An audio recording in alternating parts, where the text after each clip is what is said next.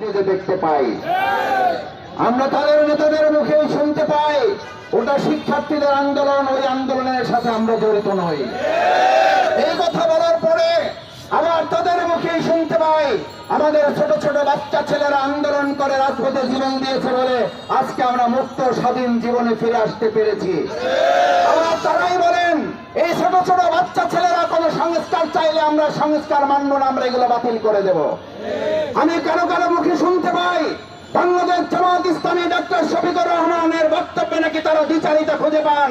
আমরা পরিষ্কার বলি, দ্বিচারিতা আপনারা করেন, আপনারা অভ্যস্ত, আপনাদের মনের মধ্যে দ্বিচারিতা থাকে, বারবার মুখের মধ্যে তাই দ্বিচারিতার শব্দ উচ্চারিত হয়।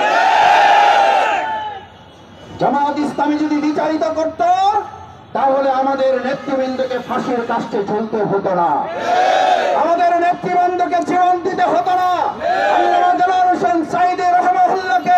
মেডিকেল ক্লিনিং এর মাধ্যমে তাকে হত্যা করা হতো না, আমাদের নিজামী ভাইকে ফাঁসিতে ঝুলতে হতো না, আব্দুল কাদের মোল্লাকে ফাঁসিতে ঝুলতে হতো না, আমাদের নিবন্ধন কেনা হতো না। আজ আমাদের সামনে বহু বছর পর আমাদের আবেগের ঠিকানা, আমাদের প্রিয় প্রতীক দাঁড়িপাল্লা আমরা দেখতে পাচ্ছি। আল্লাহ শুকরিয়া আদায় করি। আমরা সকলে বলি আলহামদুলিল্লাহ। মার্কা আছে, মার্কা আছে, মার্কা কোনটা? এবার ইনসাফের মার্কা কোনটা হবে? জনগণের অধিকারের মার্কা কোনটা হবে? নিয়ম জাস্টিসের মার্কা কোনটা হবে? জনগণের হক প্রতিষ্ঠার মার্কার নাম কি হবে? 19 জুলাই মার্কা কি হবে? আমার ভাইয়েরা, দাঁড়িপাল্লা ন্যায়ের প্রতীক, সেই ন্যায়ের প্রতীকের কারণে আমাদের দুজন মন্ত্রী 3টা মন্ত্রণালয় দুর্নীতি মুক্ত ভাবে পরিচালনা করে প্রমাণ করেছে বাংলাদেশ জামাত ইসলামী দুর্নীতি মুক্ত বাংলাদেশ কায়েম করতে পারে।